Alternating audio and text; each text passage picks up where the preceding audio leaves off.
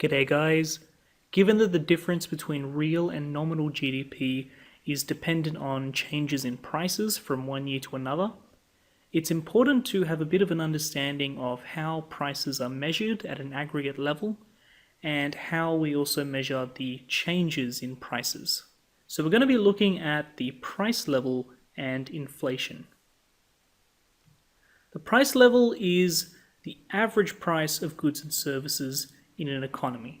So instead of looking at all of the individual prices of all the different goods in an economy, which would be pretty much impossible because there's a huge number of them, we instead just look at the average of them.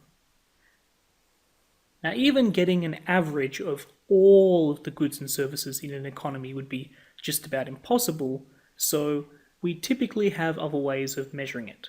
The most common way is using what's called the Consumer Price Index.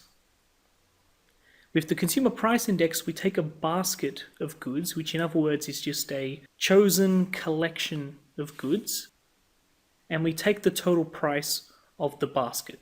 So my basket might include 1 carton of milk and 2 loaves of bread and 3 apples, for example.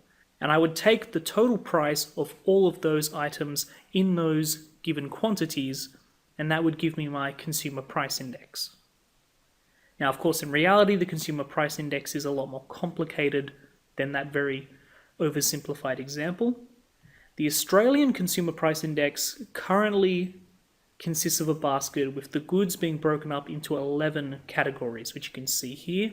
So food and beverages, that would cover, what I just said in the example then, bread and milk and